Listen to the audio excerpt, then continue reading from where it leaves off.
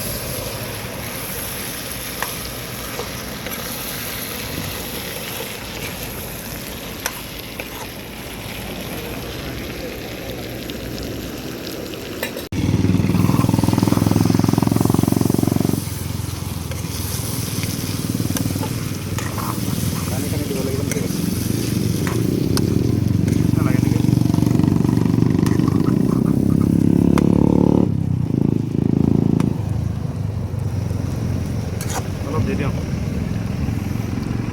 উতলিলে হৈ গ'ল ন বছ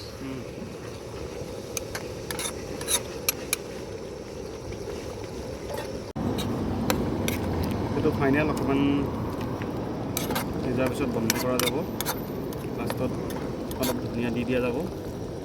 তাৰপিছত আমাৰ মাংস ৰেডি আৰু খোৱাৰ কাৰণে